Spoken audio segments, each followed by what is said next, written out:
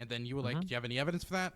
And then like he was like, I watched a bunch of YouTube videos. That's what it kind of feels like right now, to be completely honest. It feels like you're like, well, I got all Yeah, these but the Twitters with problem like is you're tweets with just thousands of wrong. likes. Like if you compare so look at like some of the largest, like most of the large online right people now are either like a lot of them are banned, a lot of them are demonetized. So you've got people like Crowder is still on YouTube, but his entire channel is demonetized. Alex Jones has been wholly deplatformed. Richard Spencer has been wholly deplatformed. Like Nick Fuentes has basically been, I think he even got banned on D Live, Not right? banned on Twitter Like though, which is strange to me. yeah, I don't know what the fuck is going on Twitter, right? But like these guys, it's not just like I watched a couple videos, right? Or and then like again, anecdotal, not really fair, but like I've given a lot of really extreme takes in my life. It wasn't until I dipped into the BLM shit that I got fucking destroyed for it. Like, Here, and I've given more extreme takes than anything having to do with fucking Rittenhouse hey, before, so right? the thing is, I would again point to like we're just like talking about like again we're for the left we're talking about tweets and a few like small marches. I saw like one May Day march No, where hold somebody on. like You keep trying to say it's not. It's about the largest podcast right now, like on Patreon, are left leaning, like by far. What does Travis bring in? Like it's over 100,000 a month, I think. great. So that's a lot of money. That is true. But again, that's one podcast. One podcast putting out bad ideas. Alex Jones has been putting out how much bullshit for a lot more money than that for a long.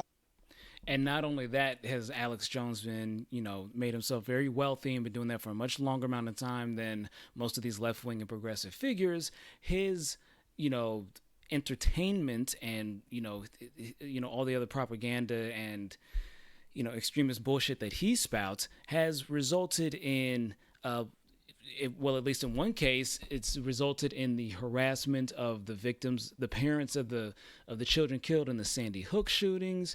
Those parents were harassed until they had to move and keep their identities a secret and everything.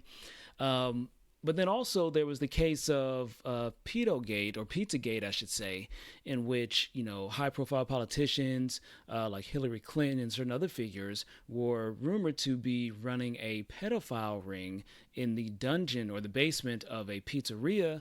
I think it was called Comet Pizza, that didn't even have a basement. Some man drove multiple states with a rifle, with a semi-auto rifle, and let off some rounds in the store, in the pizza shop, and nobody got hurt.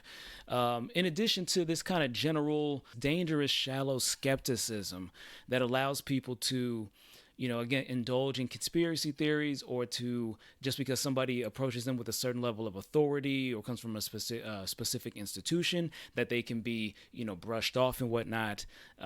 We don't see nearly the same type of energy and results from left-wing figures, even though plenty of the left-wing figures that Destiny or Steven is referring to definitely are annoying. There's a difference between, people being annoying or acting in bad faith, and people who actually pose an immediate threat to themselves and others, mostly others. It's just Destiny being really an over what they call troll or concern trolling, in in that Dylan is pointing out that your criteria for judging these people isn't like examples from, say, the military, law enforcement, this, intelligence agencies that are saying that, hey, white supremacy, especially that done by males, is on the rise and poses the greatest, threat, not just to domestic and many international affairs.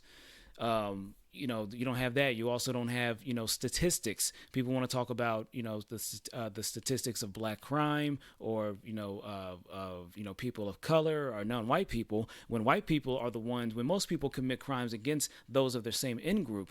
But white people, in addition to abusing and exploiting other white people, are also more likely to abuse and exploit and commit violence against people of color, black people, non-white people. You know what I'm saying? That includes white women to certain degrees.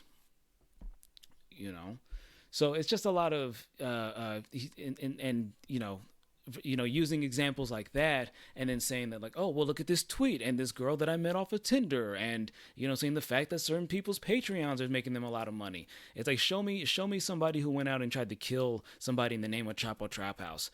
Saying, show me somebody who tried to go and take some politicians hostage because of something Brianna Joy Gray said, or take any random leftist movement, and saying, let's count the casualties to any degree you want to measure them, versus on the left wing and progressive side versus the far right and reactionary side. It just don't line up. But